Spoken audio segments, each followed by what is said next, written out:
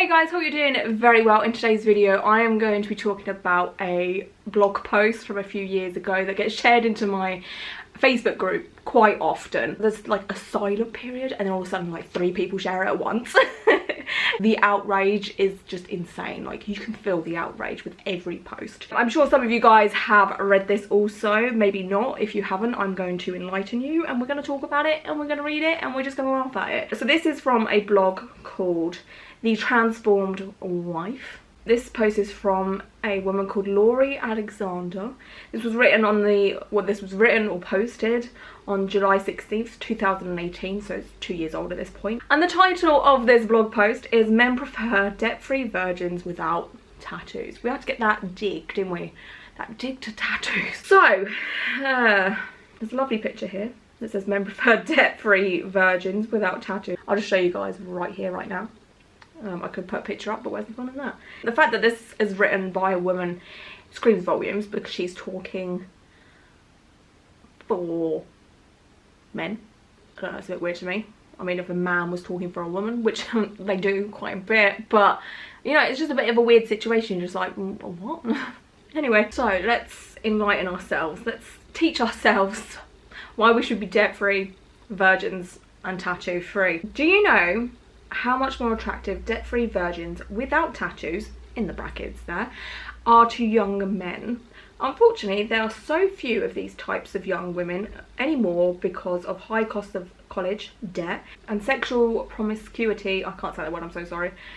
Even from those within the church. As believers in Jesus Christ, we need to live in a way that is pleasing to the Lord because his ways are the best. He calls debt a burden and urges us to live lives of sexual purity. Is there anything to dissect in that bit? I don't know. I mean, if you're not religious like I am, it's kind of like, right. Don't really care. There are many reasons why Christian young women should carefully consider whether or not they go to college, especially if they want to be wives and mothers someday. Secular, I think that's the word, secular universities teach against the God of the Bible and his ways. It's far from what God calls women to be and do. It teaches them to be independent, loud, sexually available and immodest instead of having meek and quiet spirits. Let's dissect that, shall we? Something tells me we're not in the 50s anymore, sweetheart. Like, women are not here to cook, clean and look after men. I'm sorry, they're very much capable of doing that themselves. And if they're not really husband, boyfriend material, really, are they? Like, let's be serious. Like, if I was with Tom and he was like, oh, can you like quit your YouTube job and like live with me and like cook, clean for me and do everything for me, wipe my ass? I mean, I would run a freaking mile. I was not put on this planet to make other people happy. Thank you very much. I haven't gone through all the shit I've gone through in my life to make other people happy. I'm bored of it. I'm sure most of us are bored of it. Like, let me live my fucking life. And I'm pretty sure the Jesus Christ didn't make us, if that's what you believe in, to wait on people hand and foot. I don't know, it's just weird to me.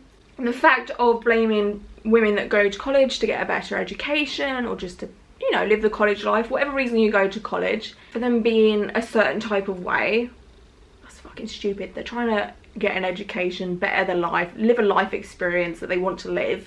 Don't mean shit. It literally doesn't. Like, it literally doesn't matter whether you are someone that has slept with 200 people or slept with 0. It doesn't matter. That number doesn't make you who you are. Am I right or am I right? One woman wrote to me and gave her opinion on why women shouldn't go to college. Her opinions are in quotes. Men don't want to marry a woman with debt. Most of this debt comes from college. They would also prefer a woman who still lives at her parents' house that has not had other relationships. Do these 2 things and you will be highly sought after. I'm not sure about men only preferring women who still live at their parents' house, since some young women have no choice but to live away from their families and some have had their hearts broken by men they thought was the one. I completely agree that most men don't want to marry a woman with a load of debt. This isn't right to bring into a marriage, plus the Bible tells us that the borrower is the slave to the lender. Proverbs 22:7. Who would willingly choose to be a slave? Wait, hang on. Wait a second. Hang on. Wait a second. So this woman wants women, or thinks women should stay at home, cook, clean, blah, blah, blah for people. But then she's written, who would willingly choose to be a slave? Darling, you're expecting women to be a slave. You're expecting them not to get an education. You're expecting them to stay at home, cook, clean, whatever, bear children. I'm sorry, but I understand that some people actually enjoy that life, and that's totally on them. As long as they've chosen that life, that is fine with me. But the expectation that every woman wants that life, and then for you to say, who would willingly choose to be a slave? Well, you're kind of expecting women who probably don't want to be a slave to be a slave. If they go to college, they are unlikely to stay home raising their children to pay off their debt and use the degree they spent years on. I have seen this in many women young's lives. Sadly, strangers raising their precious children while they struggle to pay off their debt by having a job away from home.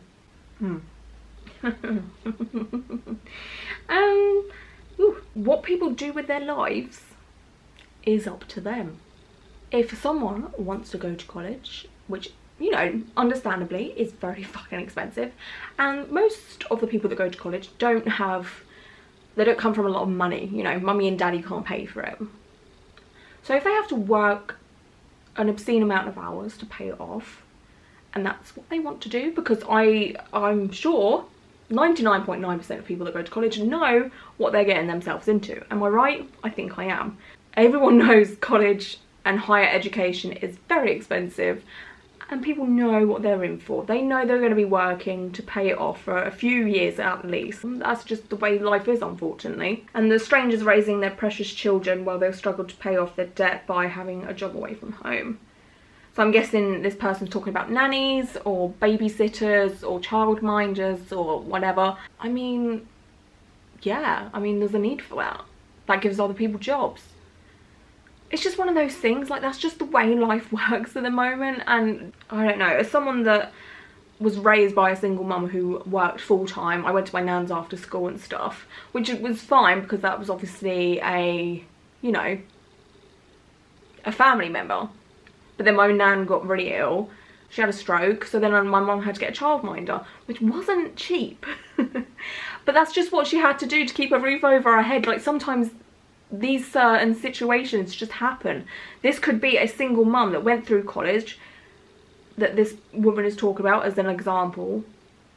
What do you want them to do? Stay at home and then, like, the whole house crumbles and they have no money, they can't feed the kids? Like, people have to work. Like, this is that day and age. You can't just sit at home every given chance to not work. Like, you need the money. And you know what? God bless people that are very lucky to have, you know, a husband or a wife or whoever that can keep someone at home to look after children, cook, clean, whatever. As long as that woman or whoever is raising the children is happy with that, that's fine. But the expectation is of every person has to have that life just fucking pisses me off. Anyway, carrying on. The husband will need to take years teaching his wife the correct way to act, think and live, since college taught them every possible way that is wrong. Again, if I went to college and then, you know, whatever, and I had a certain fun lifestyle, let's face it, I mean, I've not been to college, or our version is university, I'd never went. But it looked fun as fuck. Everyone was partying, having the time of their life, and yeah, okay, it was super stressful for most of it by the looks of the people that went that I know. You know, people were having fun, but then they had a stressful time. Like, you need to have a work-life balance, otherwise you just go fucking insane. So yeah, people had fun. But like, if I had that fun time, and then I met Tom, and Tom was like, oh, you're a bit of a rowdy one, aren't you? Like, oh, let's calm that down. I'd be like, absolutely fucking not. Are you serious? Don't tell me how to live my life and how to act and how to behave. Again, this isn't the 1950s. Like, women are not property anymore.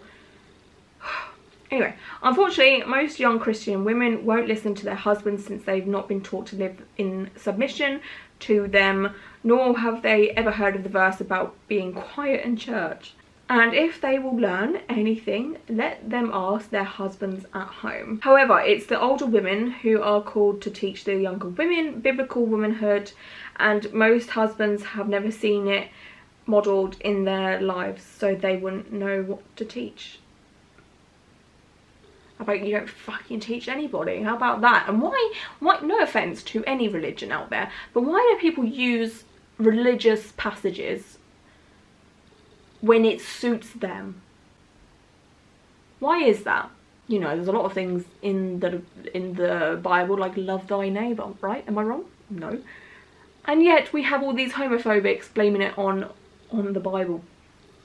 In the Bible it says love thy neighbour. But do these people love thy neighbour? No. They will start having babies later in life, that is if they can still conceive naturally. Is college worth having a fewer children? I will never understand how women prefer careers over having warm, cuddly babies. Never take your fertility for granted, young women. Children are gifts from the Lord that keep on giving. As someone who doesn't want children, because I don't want children, there's no other reason, I just don't want children. In my opinion, no! I'm sorry, I wasn't put on this planet to give birth to children and DNA. Like, I do not have a motherly figure inside of me that is not there. It's dead. She died. If it's a fluffy dog, fluffy, cuddly, warm dog, I'm all about it. But if it's a human, I cannot, like, there's too much pressure to have children for me. I cannot do it. I cannot be responsible for something like a human. Like, that thought terrifies me. And it always has done, and it always will, and I will not change my mind. I will never regret it, ever. I like looking into the future. I know for a fact, nope, don't regret it. I'm fine with my decision. I'm 30 now. Like, I'm on this hill. I will die on this hill. Being childless, this pisses me off more than anything. Like, this whole thing of women, you've got to have babies. Oh my God, push them out. You need to have 4 children. I don't care if you can't afford it. What's that? You're unemployed, but you still expected to have children. You can't feed your children, but oh, at least you have children. Like, oh my God, they're a blessing. You're stressed out. Oh my God, but you've got children. It's fine. It's fine. You can't afford their Christmas presents. You can't afford to take them to school. Oh, but you know, you've had children. It's fine. That's all that matters at the end of the day. Do you see what I'm saying? Like, people expect people to have children. And if they're being responsible by saying, hey, no, like, honestly, I cannot afford to have a child right now, they're seen as like the devil. It's called being responsible. There's so many children in foster care, so many children that want to be adopted or need to be adopted because they've all come from people that just cannot have children, cannot look after children, are not well enough to look after children, can't afford to look after children, abusive, physically, mentally, whatever. There is no need for women to be having children if they don't want to.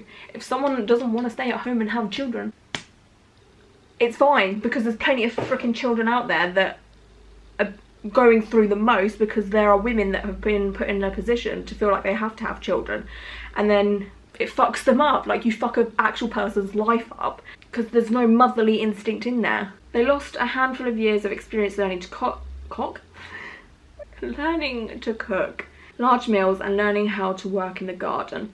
College kids don't cook. I know a few people that went to college that cooked. I mean, yeah, was it like pasta and beans on toast? But you've got to start somewhere. Like, if they do, it's typically for themselves. I mean, yeah, everyone's on a different schedule in college. Like, some people have night classes, some people want to study, some people are like eating on a different schedule. Like, there's nothing wrong with that. Young women learn nothing about biblical womanhood nor what it takes to run a home when they go to college. I'm pretty sure most people when they go to college live in like dorms and stuff. Am I wrong? Like, some stay at home, that's fine, but for the most part, if someone goes to college far away from home, they end up living alone or with friends or whatever. Like, that's more than enough. They don't learn to serve others either. Didn't know I was on this planet to serve others. They learn the ways of the world, selfishness and feminism instead, all which make a good marriage unattainable. Really though? Is it though? I don't think so though. The list goes on. Churches don't talk about it. They support the college kids, really adult, and the working mothers. I mean, yeah, rightfully so. It greatly offends working mothers whenever I teach women to be keepers at home. Yes, God truth convicts but most don't want to be convicted about their lifestyle, so they become offended instead. I mean, okay, I'm a good example of being offended right now, but I don't know. I mean, I'm glad this is like the minority of people, like the way this woman thinks. It's very rare to find an 18-year-old woman that continues to work and live at her parents' house until she meets her husband. Not really. I know a few people that did that, but okay. It's pretty much a joke to all who do that. It's actually protection for young women to live under their father's roof if he is a good father. I mean, how many of us have good fathers? Daddy issues. Until they get married, if they are able, and there's nothing wrong with doing this. Universities are definitely not safe places for women. I don't know, I mean, I can't comment on that because I've never been to a university, I've never been to a college or whatever. Your post sounds crazy to anyone who does not believe the Bible is true. Most girls have not been taught the Bible from their fathers, nor have young wives learned it from their husbands. This part is important. Instead of learning it from their parents or their husbands, they seek out books, movies or female preachers on how to interpret the Bible, which leads them down the wrong path. Oh, the fucking Jesus, oh my god. Young women, be wise in the path that you choose to walk on. Keep a long-term vision of your life and how you hope it will be someday, instead of acting upon all of the what-ifs that many in our wicked culture will throw at you. Trust God with your life, study the word, and take the narrow path that leads to life. Stay virgins until marriage, out of debt, and don't get tattoos. Strive to be a virtuous woman. This whole keep a long-term vision of your life and how you hope it will be someday, instead of acting upon all of the what-ifs. Yeah, okay, so it doesn't really work in her favour, because say someone like me who isn't fussed about marriage, like if I get married I get married, if I don't I don't, I'm really not fussed. It's not one of those things that I sit here every day and try and manifest like I want to get married, I want to get married, I want to get married. I don't care either way. I'm not fussed. If I get married I do, if I don't I'm not gonna cry about it. I've always said that. And the same with children. I've literally said no thank you, big hard no. But her saying, oh, don't sit and think about the what ifs, so she's trying to basically recruit people into thinking, don't have debt, make sure you get married, listen to your husband at all times, be there at his beck and call, you know, be his slave. So what if I am here saying no children, no, don't care about marriage, whatever, and I started thinking what if, yeah, but she's telling me don't think what if. Do you see what I'm saying?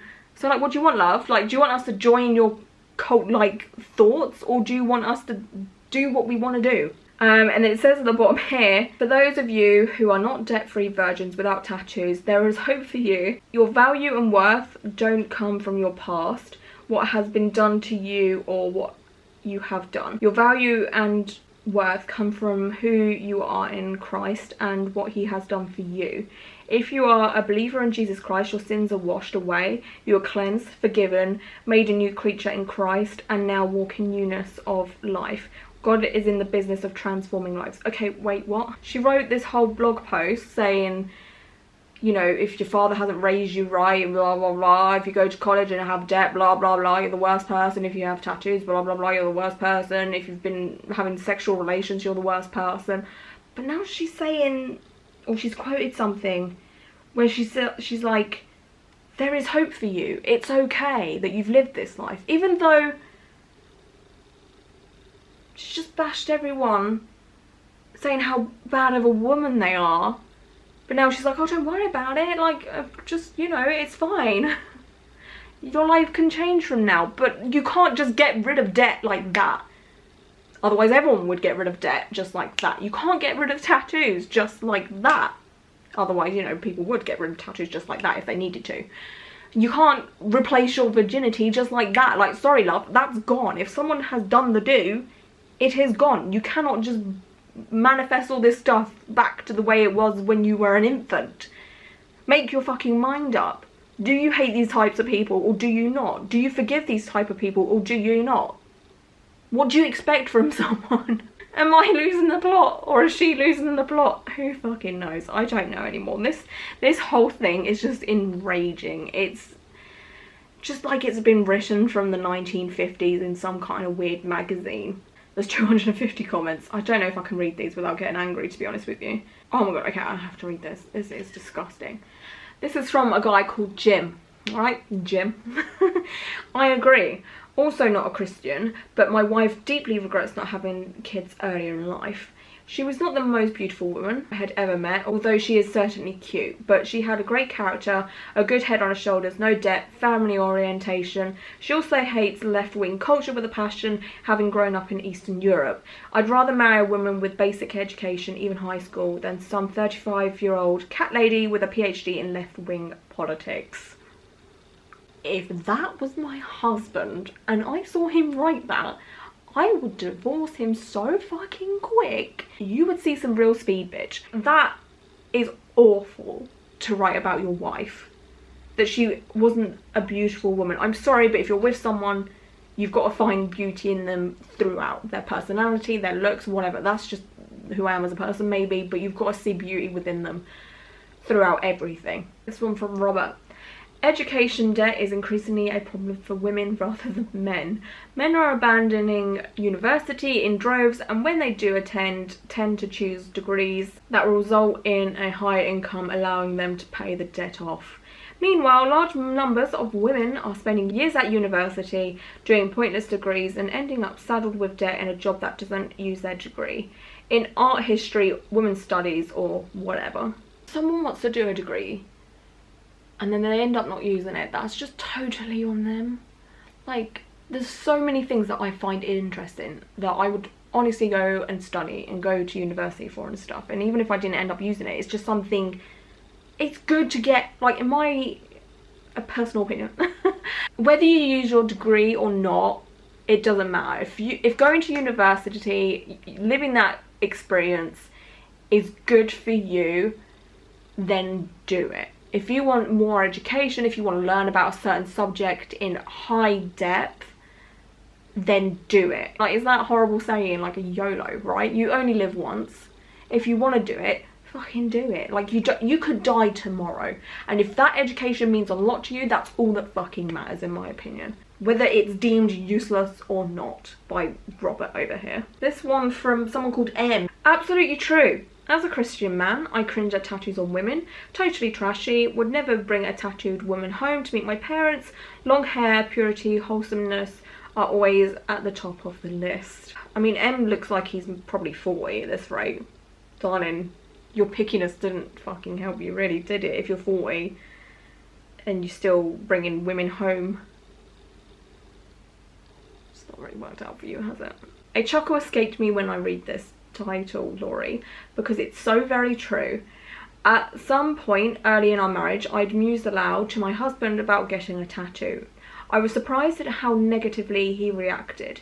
He said he loved that I didn't have any tattoos, and what really shocked me at the time was his comment that he never would have asked me to marry him if I already had one.